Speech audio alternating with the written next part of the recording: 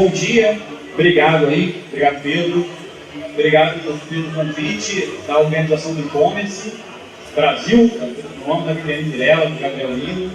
Aliás, pena que o Comitê Olímpico Internacional não conhecia o espaço aqui do e-commerce, né? Porque teria organizado a Vila Olímpica melhor do que as nossas autoridades olímpicas lá do Rio de Janeiro.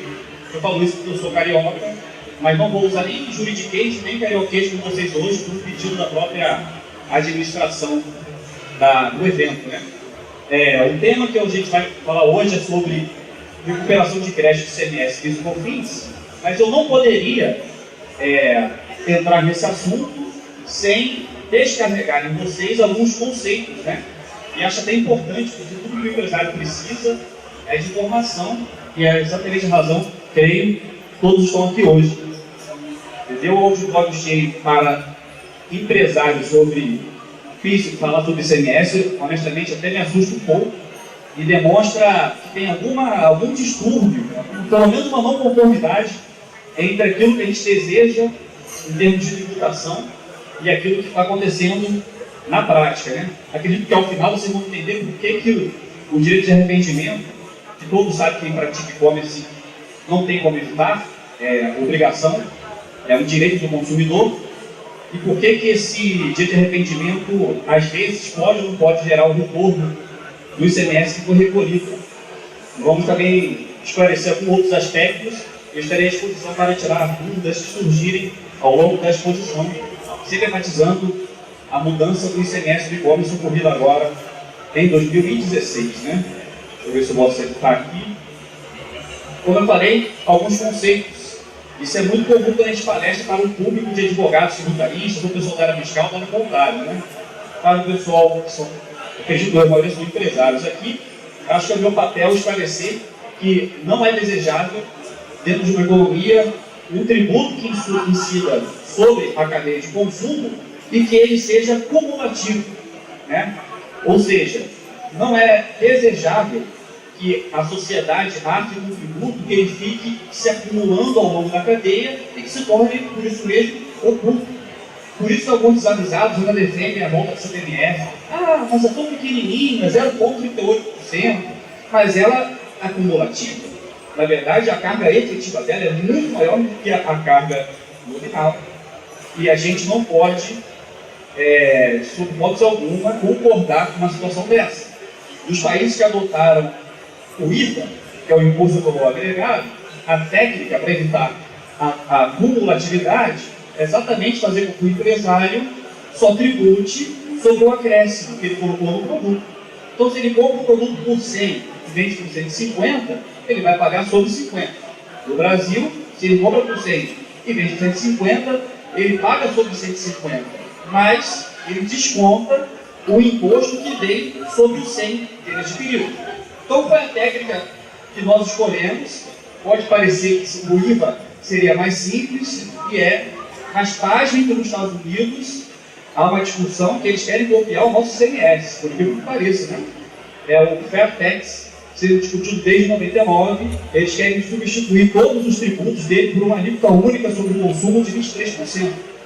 Mas vejam a diferença, eles querem substituir. E a razão é muito simples. Lá, como a tributação é mais agressiva sobre a renda, enquanto no Brasil a tributação é mais agressiva sobre o consumo, como tem muitos imigrantes, ocorre uma que a gente chama de erosão da base tributária, porque os imigrantes estão fora dessa tributação, a maioria dos imigrantes ilegais, né? Então, para vocês verem que o nosso CMS está sendo invejado pela maior economia do mundo, né? Um outro conceito também que é jurídico, mas eu acho que é importante que os empresários entendam o que é isso, hierarquia das normas. Né? Por que no Brasil a gente é obrigado a respeitar isso? Por que nenhum secretário de Fazenda ou nenhuma autoridade fiscal pode ignorar essa realidade aqui? Porque teve um jurista chamado Kelsen, alemão, que desenvolveu essa teoria, explicando o seguinte: legitimidade democrática. Nós vivemos em sociedade, né? Qual é o documento que organiza a sociedade? É a Constituição. Assim, qual é o documento que organiza uma empresa? É seu estatuto social. O contrato social da empresa vai regular a forma que se gerencia a forma de sucessão em caso de falecimento do sócio, distribuição de lucros. Na Constituição acontece a mesma coisa. Ela vai explicar como que vai ser o tributo, como que é o nosso sistema político é democrático. Por isso que a Constituição está no topo da pirâmide. E aquele slide anterior sobre a não cumulatividade, adivinha onde que está situada no Brasil? No topo da pirâmide. A garantia da não cumulatividade dos tributos do consumo é uma garantia constitucional. Então você me pergunta, Rogério, mas só pode vir uma norma complementar aqui, ó, que está embaixo da pirâmide, uma resolução, um convênio, e de repente falar amanhã, o ICMS passou a ser cumulativo? Não pode. Não pode. Né? Porque poderia, através de uma emenda constitucional, que tem um controle muito mais complicado, né? Para você alterar a Constituição, você precisa de uma maioria do Congresso de 2/3 em 2 turnos dos parlamentares. E já uma norma que está embaixo da pirâmide, ela, na verdade, pode ser colocada em prática por um membro do Poder Executivo. Não há controle prévio, não há controle democrático dos nossos queridos parlamentares. Né? Então, é importante vocês entenderem que essa é talvez uma das principais razões que há tanto litígio e tanta disputa, né, entre os advogados tributaristas, como eu, e o fisco do outro lado. Né? É quase um UFC tributário.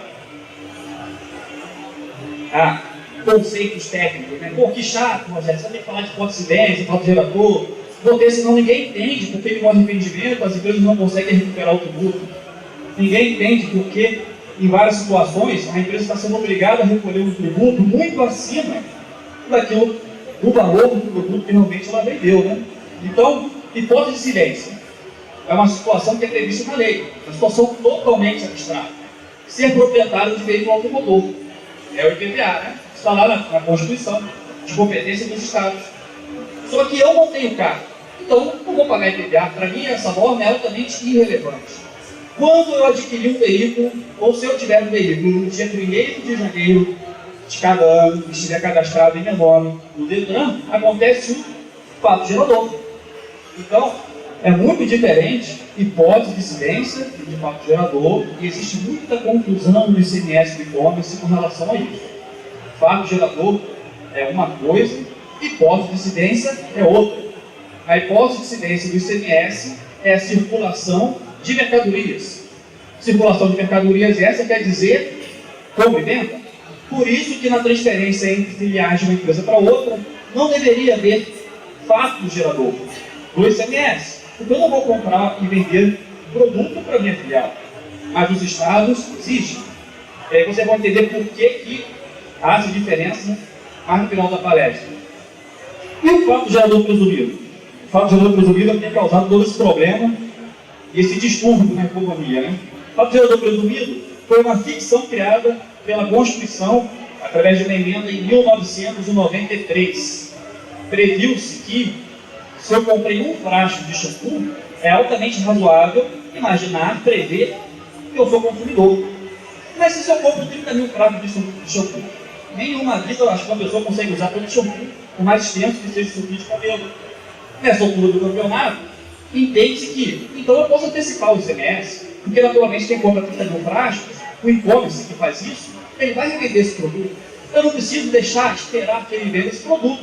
Eu posso, para facilitar a vida da fiscalização, eu posso presumir que vai acontecer esse fato gerador, porque ninguém vai consumir 30 mil frascos de shampoo, e através dessa presunção, eu me legitimo a exigir o ICMS antecipado.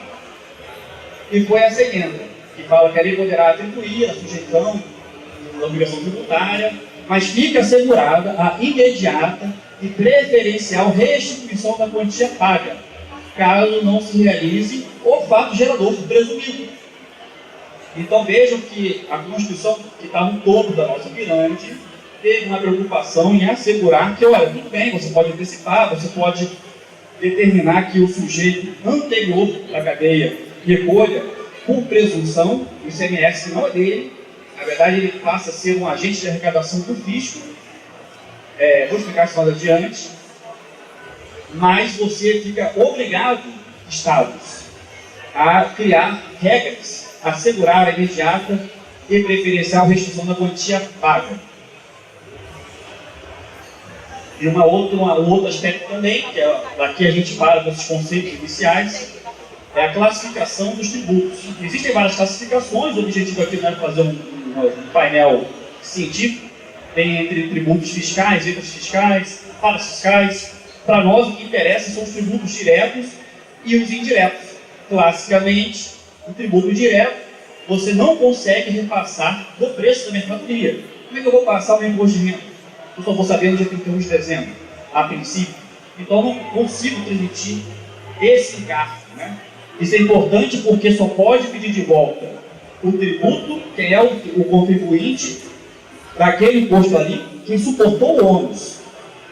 É muito comum isso em disputas sobre ICMS da energia elétrica, né?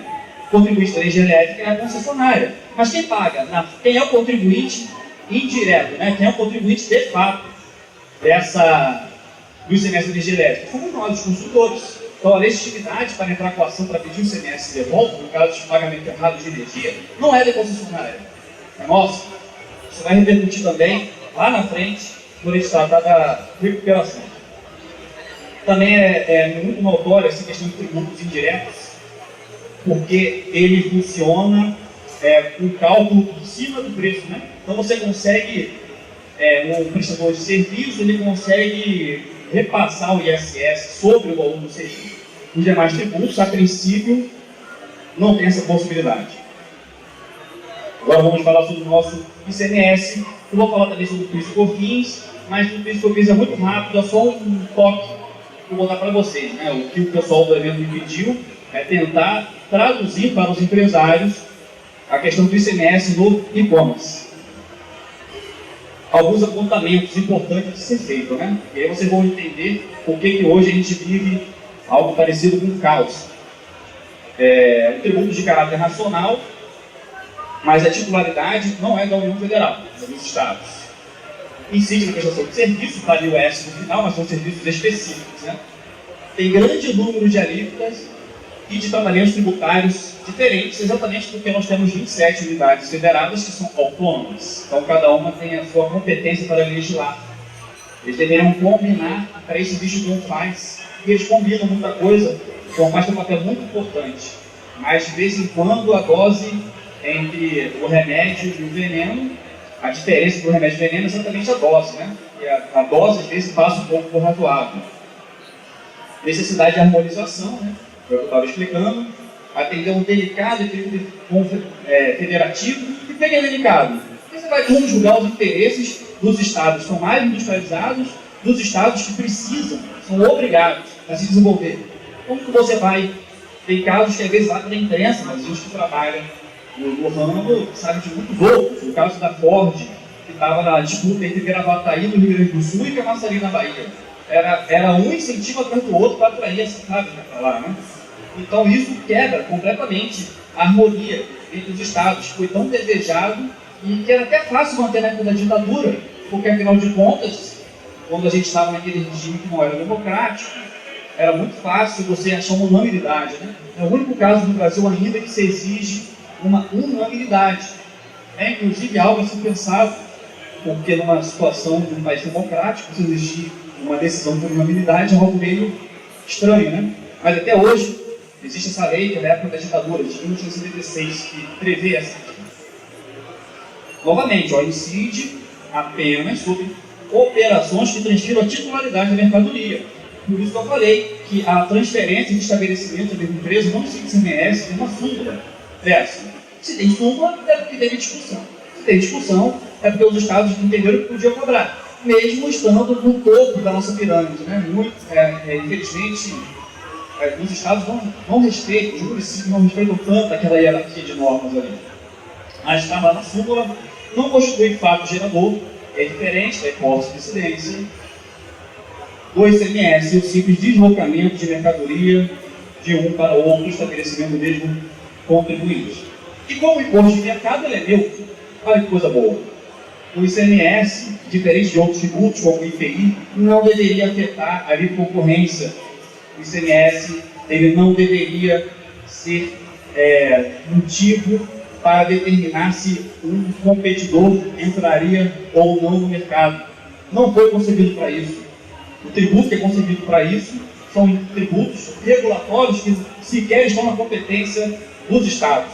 Mas hoje, a triste realidade é que o ICMS se transformou, talvez, no maior obstáculo para determinados segmentos conseguirem operar. Vocês vão ver isso daqui a pouco. Direito de crédito ICMS, esse direito de crédito é em virtude da não cumulatividade. Então, em função disso, se uma empresa ela paga ICMS em produtos que são importantes para exercer a sua atividade, por exemplo, uma empresa de e-commerce, em princípio, é de se esperar que ela tenha um telemarketing, né, um call center.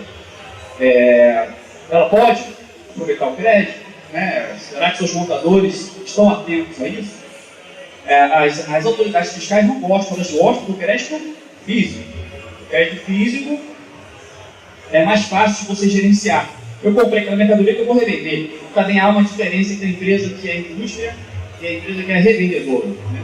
Então, fica essa dica, apesar de créditos de telefonia e energia elétrica que não sejam atrelados ao contributivo, só vamos poder aproveitar eles em nossas atividades a partir de 2020. E olha que isso é um sumo super importante para o e-commerce, né? O que é o e-commerce sem ter um call center, né? O que é o e-commerce sem ter, de repente, a telefonia, o próprio servidor de internet? Isso tudo poderia atribuir crédito para as empresas, né? Mas isso hoje não é permitido e só encarece os nossos produtos. As vetações eu já falei, o retorno aqui está reiniciando, só para avisar a equipe aí de trás. A questão de mercadoria que não se destine a posterior, comercialização ou industrialização, também é vedado, né? Se você comprou um produto, tomou crédito e vendi para uma igreja ou vendi para alguma entidade que na minha saída esse produto não paga imposto, então você devolve o crédito, você exporta, crédito físico. Isso não acontece com o físico ofício, né? Vou mostrar também adiante. Agora chegamos aqui, talvez, nos maiores problemas, né? A substituição tributária. O que acontece? Começou na década de 70, né? As administrações tributárias conversaram entre si. Como é que eu vou fiscalizar o vendedor de latinha de cerveja da praia? Ou a barraquinha que vende uma festa de rua? Impossível. É impossível você conseguir fiscalizar esse nível. Então vamos fazer o seguinte, vamos antecipar para a indústria. A indústria passa a recolher o ICMS de toda a cadeia. Então, aquele débito de crédito que eu expliquei no primeiro slide, não existe mais. É acumulativo? Não é acumulativo, porque ele só se torna acumulativo se você tiver incidência na saída. Se você não vai pagar na saída, você não está acumulando nada. Então, para determinados produtos, realmente é um avanço para a sociedade, né? Vamos dizer que isso começou apenas com cigarros, bebidas alcoólicas, cerveja, refrigerantes e cimento. Foram os 4 produtos que iniciaram a substituição tributária. Hoje a realidade é bem diferente, né? A substituição tributária tem se transformado a regra e ela tem distorcido o livre mercado, né? Alguns conceitos aí importantes sobre a substituição tributária. Primeira coisa, o contribuinte, o regime, né, do ICMS substituição tributária, eu já expliquei, ele desvia, né, ele antecipa, a Constituição foi alterada, o topo da pirâmide do Brasil permite isso, né? Então a gente criou sim a figura do patrocinador presumido, mas também criamos o direito do empresário recuperar aquele ICMS que foi antecipado. E Rogério, e no caso de arrependimento? Como é que eu faço quando o contribuinte arrepende? Vou explicar, o consumidor, perdão, se arrepende. Vou explicar mais adiante. Principal característica, a lei torna um determinado contribuinte responsável pela retenção e pagamento do imposto devido nas operações praticadas por outros. Trata-se de uma antecipação do imposto devido. Eu fico assim olhando essa palavra que toda norma, toda legislação, regulamento, sempre fala retenção. Não existe retenção. Existe cobrança, recolhimento e repasse. Isso não está retendo nada. Retenção, quando você vai pagar um imposto de renda, você tem que pagar R$10, aí você paga 9 para o sujeito e para o fisco poderei. Não. Agora, se um de vocês tiver um azar de entrar na instituição tributária, vocês vão ver que antecipar. Você não tem que cobrar do seu cliente o ICMS devido para o Estado administrar esse recurso. E pior, se o cliente não pagou, sinto muito. O fisco não tem nada a ver com isso. Seu cliente entrou em recuperação judicial, vai te dar uma moratória. Sinto muito, ICMS devido. Melhor ainda, agora eu vou protestar, vou pegar a dívida ativa e vou lançar no cartório de protesto. Você não vai mais ter mais crédito no mercado. Mas o Estado não deveria me ajudar a recolher o tributo? Ele quer quebrar minhas pernas, né? Infelizmente, esse é um efeito colateral que ainda não está sendo muito bem assimilado pelos empresários. A solução tributária não é verdade, eu vou explicar mais adiante, que ela facilita, realmente, ela facilita e dificulta a sonegação e, portanto, valoriza a livre iniciativa, pois evita a competição desleal. Realmente, né? Quem vai sonegar o ICMS do cigarro? Ninguém. Então, todo mundo que vende cigarro, em tese, está competindo em condições de igualdade. Porque a Souza Cruz, a Feitos de Móveis do Brasil, já recolheu na indústria todo o ICMS. Mas houve distorções, um distúrbio na força, Pedro. Isso acontece, felizmente. Então, temos dois sujeitos nessa relação. Um substituto e um substituído. Substituto é quando alguém compra um produto e é obrigado a recolher o ICMS que seria devido por outra pessoa. E o substituído normalmente são os varejistas, às vezes as revendedoras, os distribuidores, são os contribuintes substituídos, que é quem tem a legitimidade para pedir de volta o ICMS. Olha uma anomalia aí, essa é uma nota fiscal real de uma empresa do setor de medicamentos. Eu não sei se alguém aqui tem um e-commerce de varejo de medicamentos, ou se pretende abrir um e-commerce relacionado a isso. Vejam que a base de cálculo do ICMS de substituição é R$ 786 mil, enquanto a operação é 20 mil. Ora, então isso é livre iniciativa, né? Vocês imaginam qual é o business plan que se sustenta diante de uma situação dessa? Você é obrigado pelo capital de giro para poder girar o imposto que venceu. Você é obrigado a tomar crédito num país que tem uma Selic de 14,5%, cobra os créditos. Então, não é verdade, porque o conceito de livre iniciativa tem muito a ver com não criar barreiras para a entrada de novos competidores. E hoje, o ICMS de substituição tributária se tornou uma barreira. Se torna. Quem vai ser distribuidor de medicamento, tendo que antecipar esse montante de ICMS, sabendo que eventualmente o seu cliente não vai lhe pagar. Vai ter inadimplência, sabendo que eventualmente ele vai entrar em recuperação judicial e vai abrir uma moratória. Como que faz isso na prática? Então, vamos desfazer esse mito. A solução tributária ela é muito bem-vinda em determinados produtos, em determinados mercados. Em outros mercados, ela viola a livre iniciativa. Em determinados mercados, como a gente tem visto hoje de cosméticos, mercado de colchões, mercado de... agora fugiu aqui, mas até como me lembrando, outros mercados sujeitos a essa situação, medicamentos, está aí. Ainda tem filigranas também, né? Porque a base de cálculo da substituição tributária, que é o item C ali, ela toma por base o preço final ao consumidor de um produto, digamos assim, Tilenol, né? Mas muitas vezes a empresa vai revender o paracetamol, que é um genérico, né? Medicamento genérico. Imagina, o que vocês acham? Eles vão usar o preço do genérico ou vão aplicar o preço do Tilenol? É do Tilenol. Então, a substituição tributária, ela hoje se tornou, digamos assim, uma zona de conforto para a fiscalização. Os empresários estão se acostumando com essa realidade e não deveriam aceitar. Deveriam aceitar somente nos 4 produtos que eu falei, os 4 setores, né? Cigarro, bebidas, cimento, bebidas alcoólicas, refrigerantes, enfim. Mas jamais tornar a regra. A ideia da Secretaria de Fazenda é tornar, escutem o que eu estou falando. A gente vai lembrar assim, poxa, lembra que no passado cada um recolheu seu ICMS, né? A ideia é cada vez mais tornar a substituição tributária a regra. E isso vai impedir que muitas empresas entrem no mercado. Isso vai atrapalhar. Eu tenho clientes que, nos últimos 6 meses, 2 clientes decidiram que vão sair do Brasil. A gente está perdendo os nossos talentos que não aguentam mais. Essa aqui, um está indo para Miami e outro está montando uma empresa no Paraguai. Acreditem se quiser, né? Porque não aguentam mais essa situação. Ele tinha uma distribuidora, o cliente dele não pagou a fatura, ele não recolheu o ICMS de substituição tributária, mas a execução fiscal está em cima dele. Aí o patrimônio que é penhorado é o dele. Mas ele estava fazendo um dever, um favor para o fisco. Mas você não consegue opor isso, né?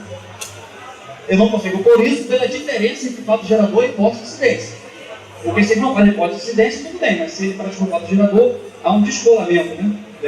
O fisco, ele não pode ser sujeito aos problemas da iniciativa privada, né? É por isso que quando a legislação fala hipótese de incidência ao ferir renda, e quando você oferir renda, você tem que recolher o imposto de renda, esse oferir renda não é oferir renda lícita. Inclusive, se de repente a fiscalização chegar no jogo do bicho e descobrir lá que o sujeito lá da coisa de renda, ele vai cobrar o de renda, tem que cobrar, é a obrigação dele cobrar. Por quê? Porque há um descolamento. Por isso que também desses descolamento, eles têm que cobrar o semestre de substituição, independente do seu vendedor ter quebrado, falido, está em responsabilidade social ou não. Vai ficar em cima do sujeito que foi confessado. Poxa, Rogério, então o meu fornecedor calculou o ICMS que eu iria pagar. Calculou uma base que eu não consegui executar. Afinal de contas, eu não vendi o meu produto por 92 vezes o preço de aquisição. Quisera eu ter essa margem de lucro fantasiosa que a administração tributária, às vezes, queria para poder arrecadar mais. O que acontece nisso? Recuperação de crédito. Chegamos. Então, se você comprou um produto, seu ICMS que você pagaria já foi pago pelo seu fornecedor e de repente aconteceu quebra, destruição, perecimento, furto, roubo ou uma saída que quando você vende, né? Não aconteceu o ICMS, o dever de pagar ICMS, você tem um direito, como eu mostrei na Constituição, como eu mostrei, inclusive a Constituição é o topo da pirâmide, a recuperar imediata e preferencialmente esse ICMS devido. O bacana é que o imediato previsto é 90 dias. Ou seja, você já tem que fazer uma previsão de só recuperar esses 90 dias. 90 dias na prática, na teoria, perdão. Porque na prática, eu acompanho grupos do LinkedIn de contadores, o pessoal fala que quando consegue, muito rápido, 6 meses. Normalmente, demora mais tempo. Mas, pelo menos, tipo de informação importante.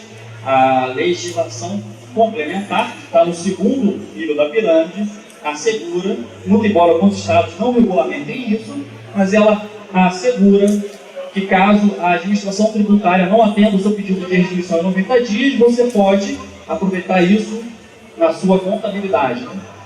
Se você não for uma empresa do Simples. Se você for uma empresa do Simples, você está sujeito a outro regime de apuração.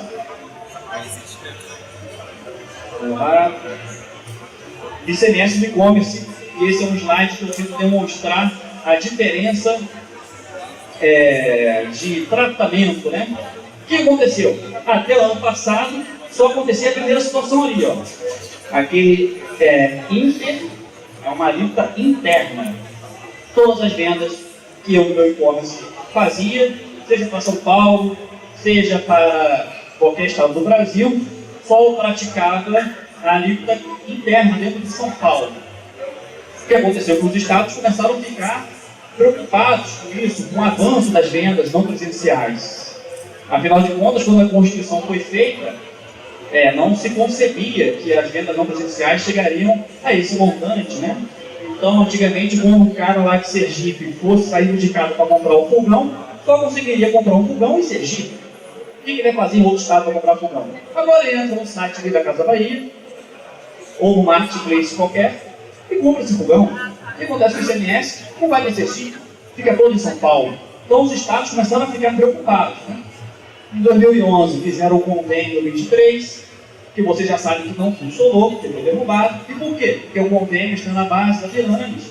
E a garantia do ICMS, a repartição, estava no topo da pirâmide. Se o topo da pirâmide fosse alterado, não teria problema. O que fizeram? Alteraram o topo da pirâmide. O topo da pirâmide previu dessa forma.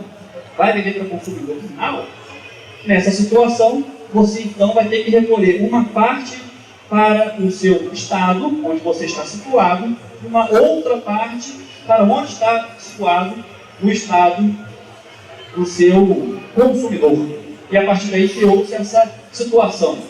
Se o seu cliente está em São Paulo e você está em São Paulo, bacana, está resolvido, vamos recolher o semestre que está aqui. Agora, meu cliente está em Santa Catarina.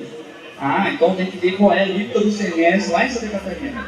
Vamos ver quanto que é 18%. Então nesse sentido eu vou recolher a alíquota interestadual, que para Santa Catarina é 12%, e vou recolher para Santa Catarina, esse interestadual fica dentro do estado de São Paulo, né? E numa Guia Nacional de Recolhimento, a GNRE, eu vou recolher a diferença para Santa Catarina. O que é esse FCP? É um Fundo Especial de Combate à Pobreza, uma mudança na Constituição que vai acabar em 2019, que se não for prorrogado, né, porque é uma vigência temporária, e que alguns estados, 18 estados já têm esse fundo.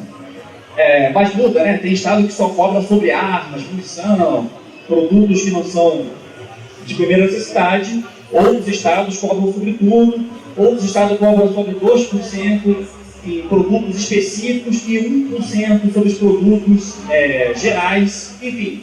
Realmente o empresário vai ter que saber a legislação dos 27 estados, não mais a legislação apenas no seu estado, o e-commerce que trabalha preponderantemente no 25. E o que acontece quando eu vendo com um cliente que está ali em Alagoas? Alagoas é diferente. Alagoas é uma região que é Nordeste. Nordeste, ele tem um diferencial de alíquota menor. Da arrecadação de 18%, fica um pedacinho para São Paulo, 7%, e a diferença, 11%, eu recolho para São Paulo. Lembrando que o produto foi importado, essa alíquota interestadual não é 7 nem 12, é 4. Porque você só tem 12 alíquotas interestaduais para produtos nacionais, né? 7 e 12. Você está em São Paulo, você pensa, vou vender para o sul do sudeste, é 12. Vou vender para o norte do nordeste, é 7. E a diferença fica lá. Estou tentando simplificar, mas olha quantas variáveis, né? E claro que estou simplificando um cenário de uma alíquota só de 18%, não é assim. Estou simplificando uma alíquota que você não vende para uma pessoa que tem CNPJ, onde o Estado de destino cobra antecipado o CMS dele. Mas essa é a realidade do CMS. É bom que vocês acostumem, porque ela não vai ser alterada. E é importante que não seja, porque nós temos que promover o desenvolvimento do país e o sistema tributário é útil para isso. O sistema tributário ele é concebido para desenvolver a nação e não retrocedê-la. É importante que os estados menos favorecidos fiquem com uma parte da arrecadação das vendas não presenciais, senão somente os estados envolvidos vão ter esse benefício, porque não vai haver um processo das vendas não presenciais. Não há nenhum especialista que fale que vai diminuir o comércio eletrônico, ou a venda pelo telemarketing, ou a venda pelos canais de televisão, showtime da vida. Vamos à observação desse cenário. Como eu já expliquei, a emenda constitucional 87, que foi que alterou lá no topo da pirâmide essa realidade das vendas interestaduais com o consumidor final, buscou o reequilíbrio do modelo nacional de repartição do ICMS. Logo em seguida, veio o convênio do ICMS 93, que acho que todo mundo conhece esse convênio, todo mundo perdeu algumas noites de sono, todo mundo gastou alguma grana com alguma consultoria fiscal, que estudou e não resolveu problema nenhum. Por quê? Porque o convênio ICMS esqueceu que ele está na base da pirâmide. Ele simplesmente optou por regular assuntos que estariam no topo da pirâmide. Um deles foi impedir o crédito. Olha que loucura. Rogério, você acabou de falar, o ICMS é não cumulativo e está no topo da pirâmide. Por que eles estão permitindo que eu compense o meu crédito com o ICMS investido? Não sei. Realmente eu não sei. Eu tenho várias especulações que fizeram isso, mas honestamente não é loucura. É bom lembrar que nas discussões do convênio, um Estado, ele questionou isso, né? Não sei se foi Santa Catarina, ele pediu um parecer jurídico. E o parecer falou, olha, não pode, vocês podem regulamentar, então vocês não podem impedir a tomada de crédito, vocês não podem impedir que um sujeito use o crédito dele com ICMS investido. Pode, mas só se mexer na Constituição, ou mexer na lei complementar, não com convênio. Da mesma forma, vocês não podem aplicar isso para a empresa do Simples. A empresa do Simples não está tendo diferenciado. O artigo 149 da Constituição, topo da pirâmide, é muito claro. A tributação da empresa do Simples é unificada. Não deveria. Enfim, mas foi feito, né? Então a empresa hoje tem que pagar 3 guias em momentos distintos, uma para cada estado. Criou uma possibilidade de uma inscrição pelo menos no estado, as maiores empresas vão conseguir fazer um recolhimento unificado. Você pode se cadastrar no estado lá de destino. E o que eu já falei, vedação à utilização do crédito, permite-se a compensação somente com semestre devido ao estado de origem, que é algo não previsto na Constituição, é algo que onera toda a sociedade. A fiscalização, isso é curioso, a fiscalização pode ser efetuada por conjuntos isoladamente por todos os estados. Então você não sabe o que vai acontecer daqui a 4 anos. As maiores empresas vão receber uma fila de fiscais, hordas de fiscais chegando na sua porta, Sergipe, Piauí, Rio Grande do Sul, Mato Grosso. Olha, peraí, deixa eu ver se eu e-commerce aqui, deixa eu ver se você regula tudo direitinho. Claro que eu espero que esse cenário não aconteça, espero que eles se reúnam para uma fiscalização mais inteligente, mas conhecendo um pouco o nosso passado, infelizmente a gente tem que dar uma mão palmatória e esperar o pior, trabalhar, lutar para o melhor, mas esperar o pior. E com as outras empresas do Simples Nacional, está aí, o ministro Dias Toffoli deu uma liminar e suspendeu a imposição, uma ação movida pela OAB, uma provocação feita pelo SEBRAE, da qual o e-commerce Brasil teve um papel fundamental. Realmente, não é exagero falar que a Viviane Mirella foi uma heroína nesse assunto, porque ela se mobilizou demais. Foi ela que provocou, inclusive, toda essa discussão junto ao SEBRAE. Infelizmente, por enquanto, essa situação com relação à empresa do Simples está afastada. E existem outras ações, por exemplo, como a ação da Avivon, patrocinada pela minha amiga Viviana Mirella, junto com o Dr. Marcos Borges, da Avivon. Enfim, segurança jurídica, como que a gente vai saber? Está todo mundo recolhendo para o estado de destino. Acabei de falar, o CONFAS não poderia impedir os créditos, não poderia fazer o que ele fez, mas fez. Aí o Supremo vai se reunir e vai julgar, possivelmente, esse convênio inconstitucional. E o ICMS que foi recolhido nesse período todo, como é que fica? Então é assim que a gente resolve o nosso problema. A gente resolve um problema que é legítimo, criando 300 outros. Precisa um pouco mais de paciência para as nossas autoridades encontrar o caminho onde a gente consiga resolver o problema e não criar vários problemas que a gente resolve. Agora o ressarcimento. Tem que correr porque o tempo está acabando. Ressarcimento do ICMS. Contribuinte substituído. Lembra lá do slide? Não foi substituído. Então, é sempre uma presunção, é uma ficção. Se na próxima saída a mercadoria ela não acontece, quando acontece a saída não tributada, ou o que está acontecendo com mais frequência, a situação tributária é sempre um acordo entre 2 estados. Então, Rio e São Paulo fazem um protocolo e o Rio combina: olha, a indústria que está aqui vai vender para São Paulo, então vai recolher o ICMS antecipado para São Paulo. Aí o que se presumiu? Que São Paulo vai esgotar a operação. Aí, de repente, o empresário abre o e-commerce e vende essa mercadoria para outro estado. O outro estado não tem protocolo, então você vai ter que pagar o ICMS. Opa, mas já pagaram por mim? Então eu vou pagar do ICMS? Vai pagar do ICMS. Vai pagar como substituído e vai pagar como contribuinte. Novamente, olha a anomalia novamente aí, Aí fica aquela situação: posso me ressarcir? Claro que pode. A legislação, todos os estados têm essa previsão. Mas o problema está aí. Todos os estados faria muito bem para a sociedade se o CONFAS conseguisse reunir e criar uma diretriz única para essas hipóteses, para que pelo menos não ficasse pesquisando 27 legislações para entender como funciona. Alguns estados aqui têm uma resolução própria, como São Paulo.